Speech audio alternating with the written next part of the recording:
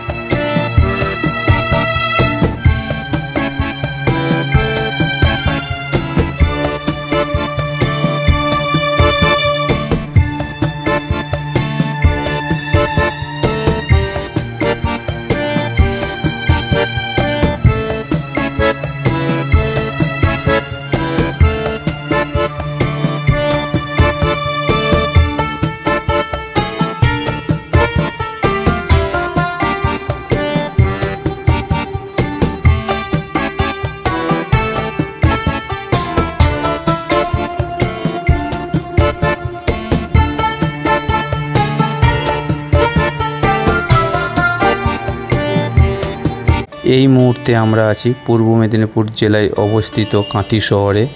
এই কাঁথি শহরে কন্টাই নান্দনিক ক্লাব, যেটি সেন্ট্রাল বাস স্ট্যান্ডের পার্শ্ববর্তী প্রভাত কুমার কলেজের পাশেই।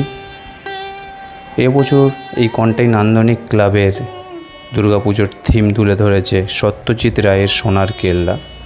এটা সত্যি দূর থেকে যেন সোনার কেল্লাই মনে হচ্ছে। বিশেষ আলো দিয়ে আলোকিত করেছে এই সোনার কেল্লাটি। খুব সুন্দর দূর থেকে দেখাচ্ছে, আপনারা দেখতেই পাচ্ছেন। নানা দর্শনার্থীর ভিড় জমেছে, খুব দর্শনার্থীর ভিড় জমেছে। আপনাদের মধ্যে যদি এই পুজো মণ্ডপটি কেউ দেখে থাকেন অবশ্যই কমেন্ট বক্সে জানিও কারা কারা এই পুজো মণ্ডপটি দর্শন করেছেন। সো ভেতরের দিকে ঢোকা যাক পুজো মণ্ডপের ভেতরে। অবশ্যই আপনারা দেখুন, লাইক করুন, শেয়ার করুন, অবশ্যই সাবস্ক্রাইব করতে ভুলবেন না। বলো দুর্গা মাই কি জয়।